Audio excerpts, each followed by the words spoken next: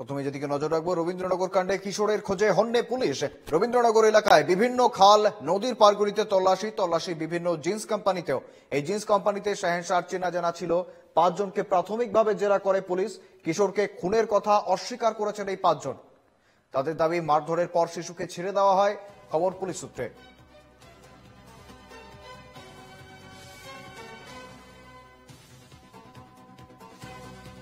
আমরা জানাবো, রবীন্দ্রনগর কাণ্ডে কিশোরের খোঁজে হন্যে পুলিশ।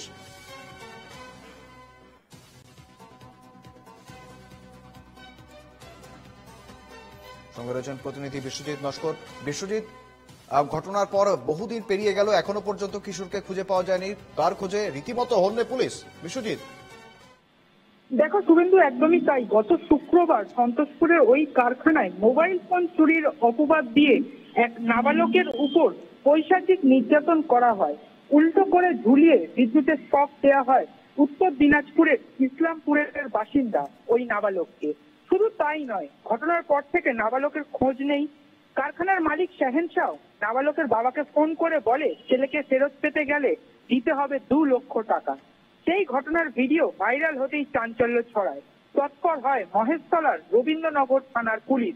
ওই ভিডিওয় দেখা গিয়েছে এমন 2 শ্রমিককে গ্রেপ্তার করে পুলিশ, কিন্তু মূল অভিযুক্ত কারখানার মালিক শাহেনশাহ ও নাবালকের খোঁজ পাওয়া যাচ্ছিল না।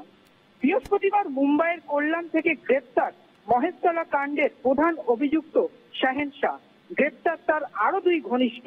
মহেশতলার কারখানায় নাবালকের উপর অত্যাচারের পরেই গা ঢাকা দেয় শাহেনশাহ। তাকে ট্রানজিট রিমান্ডে রাজ্যে আনা হচ্ছে, তবে এখনো খোঁজ নেই নাবালকের। ইতিমধ্যে আর একটা জিনিস তোমাকে যেটা জানিয়ে রাখবো, যে রবীন্দ্রনগর এলাকার বিভিন্ন খাল ও নদীর পাড়ে গুলো দেখা হচ্ছে এলাকার বিভিন্ন জিন্স কোম্পানি যেখানে শাহেনশাহ চেনা জানা ছিল, সেই কারখানাগুলো তল্লাশি চালাচ্ছে পুলিশ, এবং পুলিশ কিশোরকে উদ্ধার করার চেষ্টা করছে। তবে এখনো পর্যন্ত তার হদিশ পাওয়া যায়নি, তবে এখনো খোঁজ চালাচ্ছে পুলিশ। ধন্যবাদ। আমাদের সঙ্গে ছিলেন প্রতিনিধি বিশ্বজিৎ নস্কর। এই বিষয়ে আমরা কথা বলবো। ঠিক একদিকে যেমন পুলিশের খোঁজ চলছে, অন্যদিকে নাবালকের ইসলামপুরের বাড়িতে রীতিমতো হাহাকার পরিস্থিতি। তার বাড়িতে ঠিক কি অবস্থা রয়েছে সেই বিষয়ে আমাদের সঙ্গে রয়েছেন প্রতিনিধি দেবপ্রিয় চক্রবর্তী। সরাসরি রয়েছেন ইসলামপুর থেকে। দেবপ্রিয়, ঠিক কি অবস্থা কিশোরের বাড়িতে? তো আমি এই বাড়িতেই রয়েছি, ছঘড়িয়া, যে ইসলামপুরের যে ছঘড়িয়া, সেই ছঘড়িয়ার গ্রামে যে বাড়িটি, সেই বাড়িতে রয়েছি।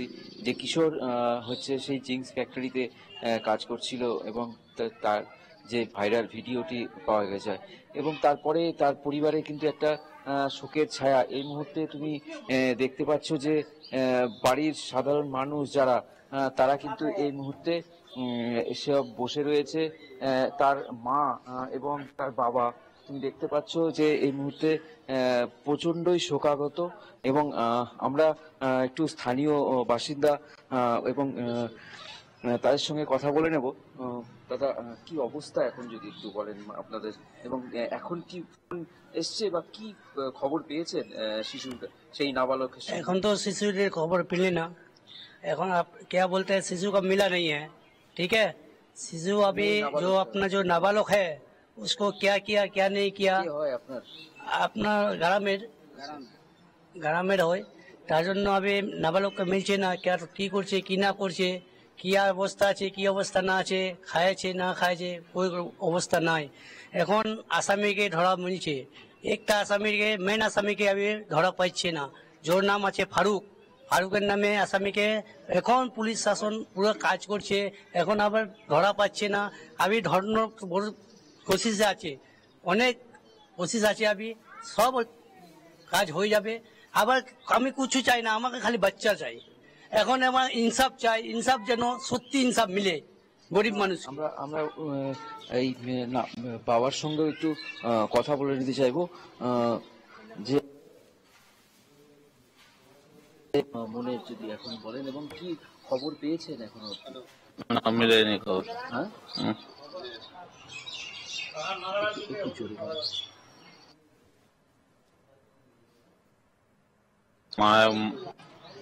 ও মারে কোথায় আছে, মারে ফেলছে না কি করছে, এখন কোনো খবর পাওয়া যায়নি। আর পুলিশ এখানে তো কোথায় শুনছে না। এখানে ফারুক একটা আসামি আছে, ও ঘুরে বেড়াচ্ছে, আর পুলিশ কোনো কথাই শুনছে না।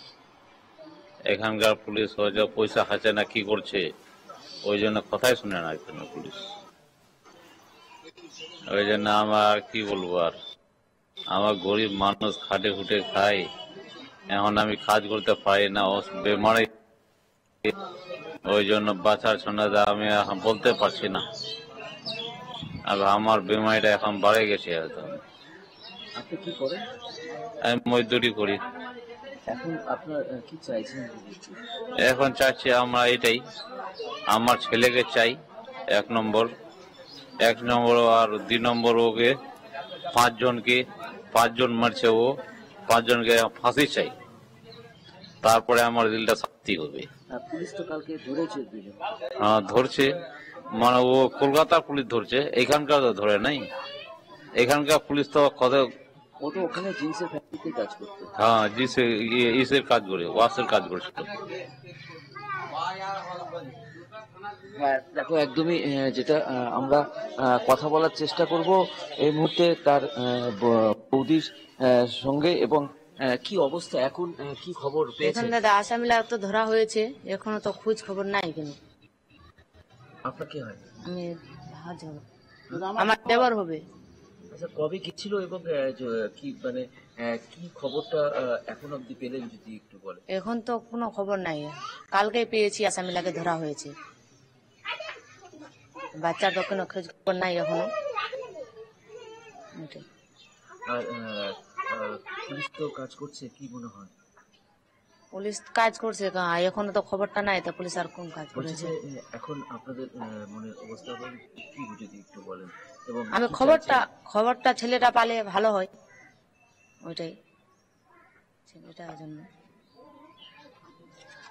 দাদা, কি বলবেন, কি পরিস্থিতি এবং এই মুহূর্তে? পরিস্থিতিটা দেখছেন আপনারা, আর কি পরিস্থিতি বলো। স্বামী ধরা পড়ছে কালকেই 1টা থেকে 1:30টার সময়, মুম্বইতে ধরা পড়ছে। মুম্বইতে ধরা পড়বে। এখন আসামি যদি এখনো কি খবর, কি আছে, ছেলেটা আছে না আছে, কোনো তো একটা খবর তো দিবে। পুলিশ তো এটাও কেউ বলতে পারছে না ওনাকে যে কি আছে, কি ছেলেটা কি না আছে। আমাকে ভালো মন্দ বলে একটা কি খবর দিয়েছে যে ছেলেটা আছে কি না আছে, কোনো তো খবর চাই। আমরা কি করে আছি এটা আমরা জানি, কি করে থাকছি, কি করে কি করছি, এটা আমরা ব্যাপার আমরা জানছি। এখন কালকে 24 ঘন্টা হয়ে গেল, তো 24 ঘন্টার মধ্যে কি আসামি এখন কোনো বলতে পারলো না যে ছেলেটা আছে কি না আছে, কোনো খবর নাই। পুলিশ কি এরকম কোনো খবর নিতে পারছে না এখনো। আসামিটা ধরা হয়েছে, আর একটা মেন আসামি এখনো ঘুরে বেড়াচ্ছে ফারুক, ওকে কেন ধরতে পারছে না?